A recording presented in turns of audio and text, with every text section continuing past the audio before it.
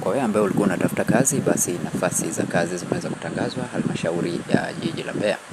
Nafasi za kazi 19 zimeweza kutangazwa, ambapo ni dereva daraja la pili nafasi 13. Sifa ni elimu ya kidato cha 4 na leseni ya daraja C au E ya uendeshaji wa magari ambao umeifanyia kazi kwa muda usiopungua mwaka mmoja bila kusababisha ajali. Hakikisha pia una cheti chako cha driving school au VETA au chuo kingine kinachotambuliwa na serikali. Nafasi zingine ni msaidizi wa kumbukumbu daraja la pili, kuna nafasi 6. Elimu ni kidato cha 4 au cha 6 lakini huo umehitimu stashahada NTA level 6 katika fani ya utunzaji wa kumbukumbu kutoka vyuo vinavyotambuliwa na serikali, na pia uwe na ujuzi wa kutumia kompyuta. Waombaji wote wawe ni raia wa Tanzania, umri kuanzia miaka 18 na usiozidi 45. Lakini pia hakikisha una cheti chako cha kuzaliwa na ambatanisha pia CV yako. Mwisho wa kutuma maombi ni tarehe 17 mwezi wa 3 2026.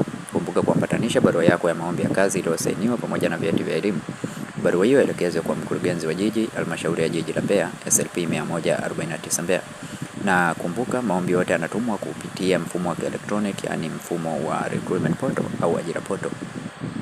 Kwa wewe ambaye ni mara yako ya kwanza kuingia katika channel ya Feaboy, bonyeza neno subscribe, like video hii na share video hii kwa wengine wengi zaidi, ili wasipitwe na taarifa hizi na waweze kutuma maombi yao ya kazi mapema kabisa. Asante na karibu.